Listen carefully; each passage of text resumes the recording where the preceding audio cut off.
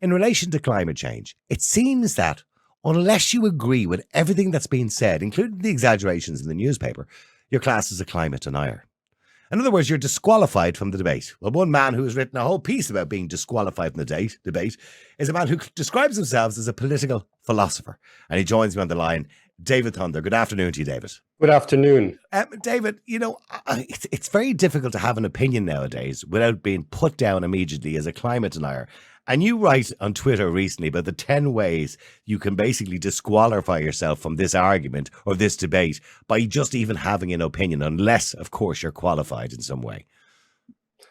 Yes, I'm very concerned. I'm not a climate expert, of course. I'm just a political philosopher who's used to assessing evidence-based arguments. And I've been very concerned by the way the climate debate has unfolded over the last few years, and especially we've seen this over the last few weeks. Essentially, I would say unfair tactics have been used in arguments, immature and unfair tactics, such as brandishing anyone who questions any aspect of your argument as a climate denier, or referring to the arguments of some scientists as the science or the scientific consensus.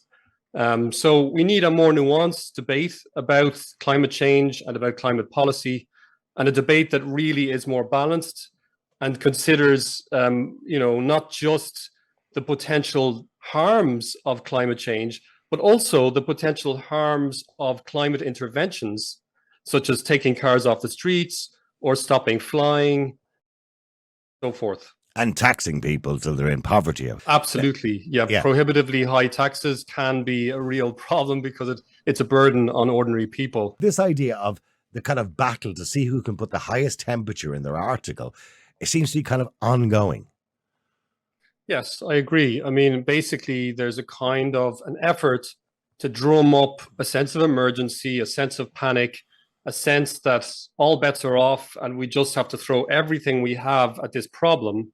And it's actually very, very similar to what happened during the pandemic, when really the newspapers were plastered with scare stories about a virus that had, a relatively low infection mortality rate. Mm-hmm. So the same thing is happening. I see the same thing happening with the climate emergency. This sense that we have to have citizens really have this very, very somewhat vague fear that of impending doom, that the planet is sort of going out of control, that our lives are going out of control. And I think we can be confident that if someone is constantly bombarding us with this kind of fear-based discourse, without giving good, solid arguments to back it up, that there's manipulation going on, that they're trying to pressure us into accepting a particular solution. Well, you mentioned, of course, on your Twitter account during the week, and you talked about the Director of Med Éireann, Owen Moran, who is also the Vice President of the World Meteorological Organization, and he explained in RTE why Europe in particular is experiencing a pattern of dangerously high temperatures last week. Now, I'll just play that clip, just a section of that clip, and you made comment in relation to that. Just play that. And is climate change, do you think, playing a role here? Certainly climate change is obviously playing a role here. Over the last number of weeks, we've witnessed an alarming, unprecedented toppling of records at a global level.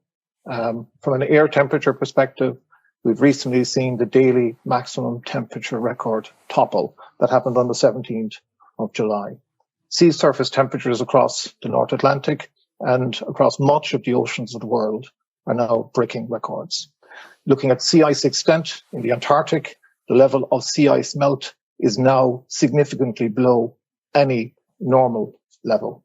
And this is all before the heating effect of the El Nino really kicks in. And so this is an alarming situation.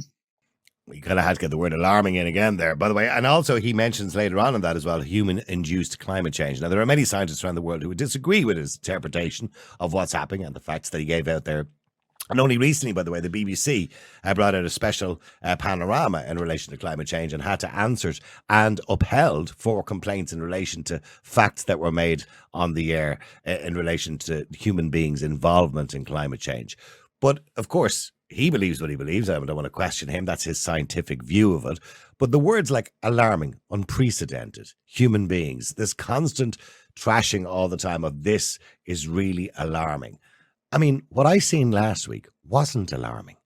I mean, and I even seen a Sky News reporter at one stage, standing outside some tourist place in Greece, or I can't remember what it was, one of the Colosseums or something in Greece, saying that, people were dropping like flies and all this kind of. In the background, I could see tourists eating ice cream and drinking water. It looked fine to me. Now, don't be wrong. It was extremely warm. There's no doubt about that. But that's what you come to expect when you go to a warm country, particularly Sicily or places like Sardinia, which have the hottest temperatures in Europe. Yeah, I mean, I think the point here is that it's not that this gentleman was telling outright lies. These are subtle but important, let's say, signals that he's sending to people. For example, well, not so subtle. He's using the word alarming repeatedly in relation to unprecedented, not normal, and so forth. And these words are like keywords that send a message to people that they should be very worried. Now, I would have more respect for that language if it was contextualized and if he explained exactly which risks he's referring to and if he quantified those risks. But in that whole interview, all I heard was alarm, alarm, alarm. I didn't hear any of the concrete risks that he's referring to and who's affected by those risks. But he also mentioned records being broken. He mentioned records were broken. Record-breaking temperatures. They weren't record-breaking temperatures. There were actually no records broken. The hottest day still in Europe, by the way, I think was, many years ago, and that was in Sardinia. And so, or Sicily, it could have been one or the other anyway, which was 48 degrees.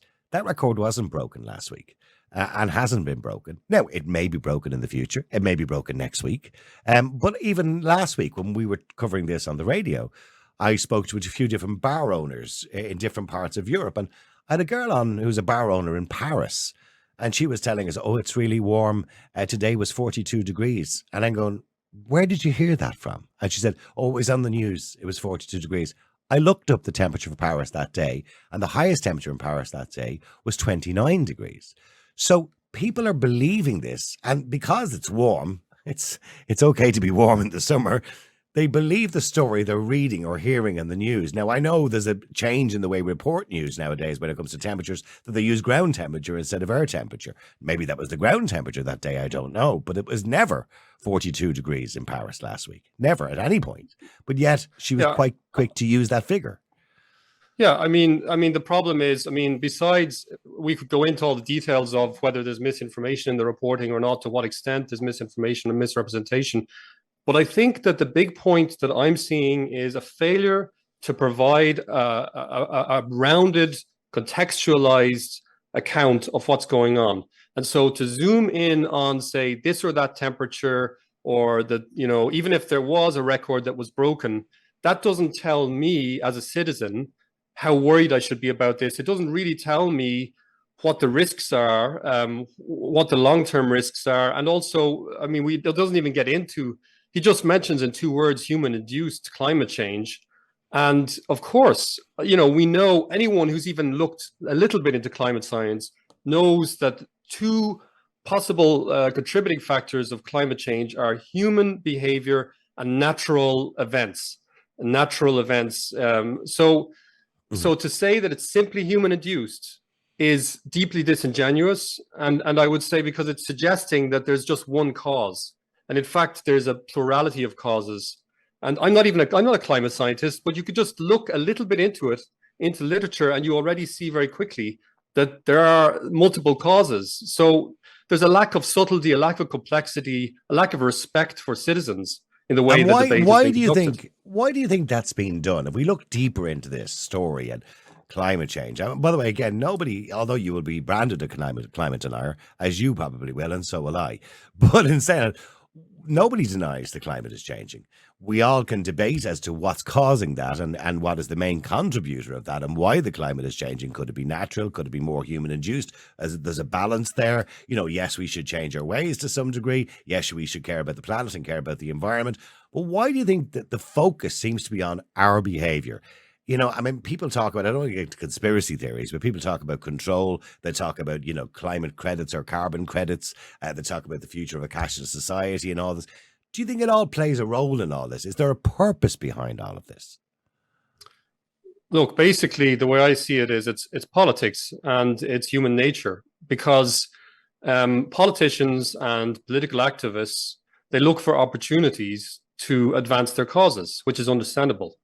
So the way in which climate events are reported affects the way citizens respond to those events. And it also affects whether or not we support the cause of certain climate policies, such as greener cities or such as, electric vehicles and so forth. So it's perfectly understandable that people would, take advantage of the opportunity of climate events that might be, a little unusual, to essentially advance a particular political agenda. That's human nature. And I don't know why people think this is conspiratorial, because honestly, that's what politics is. And politicians do this all the time. They did it during the pandemic. They'll do it for climate change. They'll do it for whatever policy they want to advance. But isn't it hard for the general public to take it seriously when, those who are saying, do as we say, not as we do, are being the ultimate hypocrites? And I've mentioned on numerous occasions, say, for example, Joe Biden came to Ireland and, they all gathered into the Oireachtas to listen to his wonderful speech. And the last thing on his speech, of course, was about climate change and how we all should change our habits, blah, blah, blah, blah. He finished up, ate his dinner, went outside and got into one of his 6-litre SUVs, followed by another 10 6-litre SUVs, onto a helicopter, then onto a private jet over to Shannon or wherever the hell he was going. So in other words, this idea that we should listen to people who are actually breaking more of the rules than we are makes people think, what's this all about, really? Yeah, I mean, I'm sure that's understandable that people would be a bit confused if they see someone telling you, to use electric vehicles and then getting into their jet. But that doesn't necessarily invalidate their arguments. Does it not? Completely. I mean, do you not think it invalidates their argument? It might indicate a certain amount of hypocrisy, but even a hypocrite can be right in their fundamental argument. But my issue is that this constant kind of harping on guilt, on the idea that, I have to radically change my lifestyle. Maybe I do have to change my lifestyle, but I need to see evidence. I need to see evidence shown to me. I need to see evidence if I'm going to make radical changes in the way I live. And but that's not happening, David, because we saw that even during COVID, for example, with the famous €9 meal, for example, there was never any evidence that was going to make an ounce of difference. We knew in the first 6 months of COVID what the mortality rate was. We knew that we needed to focus on people over the age of 70, that under the age of 70, it was probably no more dangerous than the flu. Over the age of 70, a little bit more dangerous than the flu. So we needed to focus and protect the elderly, yet we focused on everybody and put all our attention on everybody, which was completely unnecessary. But many people said that at the time. And the evidence now with, the research that has been done on lockdowns all over the world in different populations, that lockdowns didn't really make a difference, that masks didn't really make a difference unless you were very elderly, for example, in a care home or something like that those things didn't really make a difference. We should have known that. The evidence was there. But unfortunately, we didn't listen to anybody who contradicted the current narrative at the time. We're now doing exactly the same thing again when it comes to climate change. People with valid arguments. Now, they may not be the arguments that agree with the narrative, but we don't listen to them because we say, let's dismiss them, let's cancel them, and let's just call them a climate denier. Yes, because it's an authoritarian use of science. Essentially, we wheel out people in white coats, so to speak, and we get them to share the party line and tell us what we have to do, and to treat citizens like children, because they don't explain the reasoning behind their decisions and their judgments. They don't share the evidence, and they certainly don't dialogue with alternative perspectives. We saw that during the pandemic, constantly during the pandemic. We're seeing it in relation to climate change. And just to be clear, I'm not taking a strong position in the climate change debate. All I'm saying is treat citizens like adults, present the evidence, and dialogue with people who have other perspectives. And then I can take your perspective more seriously. If people are doing this, I'll take their perspective more seriously. But this kind of patronizing, just trotting out a line that the world is coming to an end, is not a serious way to engage with citizens or to defend public policies. Well, we've done that for 50 years. I mean, right back to the man who stood out in the middle of the street with a sandwich board on him saying the end is nigh. We've been doing that for 50 years. How many times in the last, well, I'm 59. I don't know how old you are, David. You're a tad younger than me. But how many times in the last 40 years or 50 years have we heard we've only got 5 years left, or the world will be flooded in 10 years, or by 2000 it'll be all over? Even the Mayans were predicting that, for God's sake. So in other words, just to predict something without telling people, as you rightly said, telling people why it's going to happen, how it's going to happen, and what we can do to stop that from happening, if indeed we can, or indeed if it's worth doing those things to happen. Because I was thinking about this the other night, and I was saying, realistically, when it comes to fossil fuels, which are still very cheap to use, by the way, as nuclear fuels are nuclear energy is cheap to use as well, that, you know, over the next 1,000 years, we've seen how much human beings have advanced in the last 50 years. Over the next 1,000 years, I'm absolutely sure we will be developing, you know, other ways of sustainable energy and other ways of producing food, and because obviously for a growing population. So I don't think the concern is as alarming as they're making it out to be. Yeah, I mean, ultimately, I certainly haven't heard evidence to convince me that I should be extremely concerned or worried about the future of the planet. Apart from a 16-year-old girl in Sweden. Yeah. I mean, I'm open. I'm open to evidence. If somebody wants to convince me and give me the evidence, you know, my mind is open on this question. I mean, I'm genuinely open, but I'm not going to be railroaded into a position just because somebody uses a bit of fear mongering. I want to know really what's behind people's opinions. What's the basis for those opinions? And that's all I'm asking. And then you'll make up your own mind. Yeah, and then you'll make up your own mind. But look, it's an interesting piece. If you want to go onto David's Twitter account, David J. Thunder is his Twitter account. You can see there a very interesting 10 ways to disqualify yourself as a credible interlocutor, which is an interesting word, by the way, that you use, by the way, for a lot of people who don't understand that. It basically means a person involved or engaged in debate. In the climate debate, in other words, if you don't agree, you get disqualified, essentially. And you give the 11 reasons why you're disqualified, which I find really interesting and quite humorous, by the way, in a sense as well. Also, I know you write on Substack too. If you want to follow David, by the way, go to our Twitter account for the show today. You will see David's @ is there on Twitter, and you can follow him online or go to his Substack as well. David, it's been a pleasure talking to you, and hopefully we'll catch up again and talk again. And by the way, you're in Spain at the moment, aren't you?